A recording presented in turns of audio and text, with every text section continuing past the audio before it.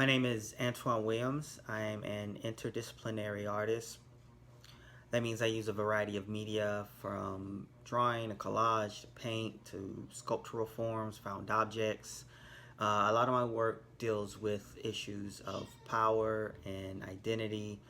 I like to incorporate science fiction, literature, um, various things to talk about issues of social justice.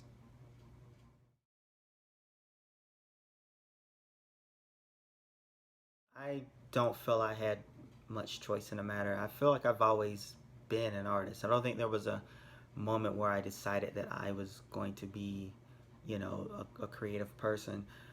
So, regardless of the profession that I have, I would have still been an artist. So if I was a mailman or optometrist, I would have still been the same person I am today.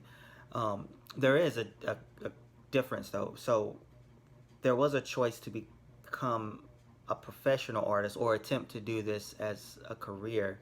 And so that was maybe about 10, 15 years ago. I decided that, I want to do this for the rest of my life. Um, there is the why in that, like, I don't really feel I can do much else. This is the thing that I think about often. This is the thing, kind of only thing I know how to do, the thing that I'm passionate about, and the thing that is no matter what I'm doing in life, it's there, the art, or looking at things in a creative way. So art chose me.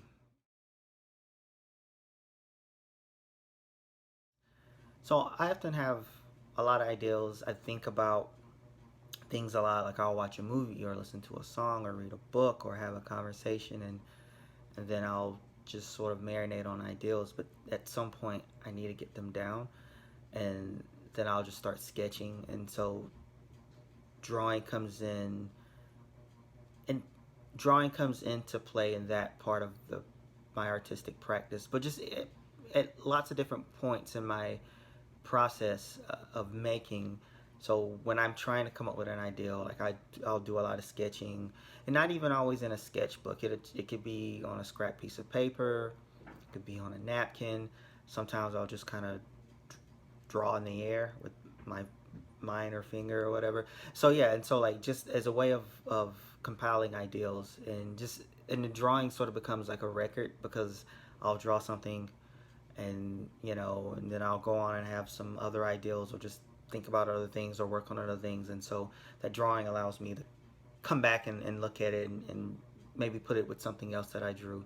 So as far as coming up with ideals, as far as conceptualizing projects, drawing's really important. And so there is a part of my practice that does utilize a lot of drawing. I do ink drawings on vellum, and then I turn them into wheat paste installations. So that's really important. That's something that I think starting out I did a lot. But various other parts of my practice doesn't involve drawing as much. Maybe in the production part. But however, going back to the conceptual aspect of it, drawing does weigh heavily in what I do.